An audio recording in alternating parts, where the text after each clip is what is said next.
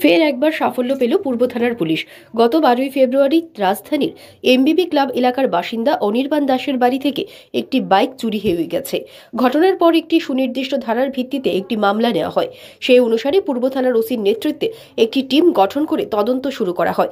অবশেষে শুক্রবার রাতে বাইক চোর সুমন দাস ও চুরি যাওয়া বাইকটিকে উদ্ধার করতে সক্ষম হয় পুলিশ। সুমন বাইকটি বাইপাসের পাশে একটি জঙ্গলে নিয়ে লুকিয়ে রেখেছিল। এর সাথে আরও একটি বাইক উদ্ধার করা হয়।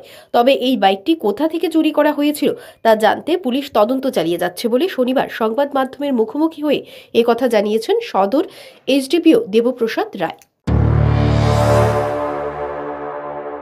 রাত্রিবেলা এমবিবি ক্লাব এলাকার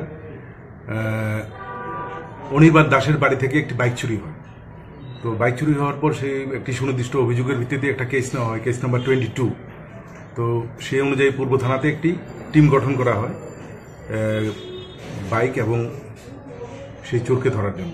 তো অ্যাকর্ডিংলি রানা চ্যাটার্জি ওসির নেতৃত্বে সেই টিম কাজ করা শুরু করে এবং সেই অনুযায়ী গত রাত্রে আমরা সেই সুমন এবং সঙ্গে তার এই বাইক দুটোকে আমরা উদ্ধার করতে সক্ষম হই। বাইকটাকে সে বাইপাসের এলাকায় পাশে একটা জঙ্গলে নিয়ে লুকিয়ে রেখেছিল। এর সাথে আরও একটা বাইক পাই আমরা। ওই বাইকটা কোথা থেকে চুরি হয়েছে সেটা আমরা এখনো তদন্ত করছি। তো সুমনকে জিজ্ঞাসাবাদ করা হয়েছে, কিছু আরও করা হবে।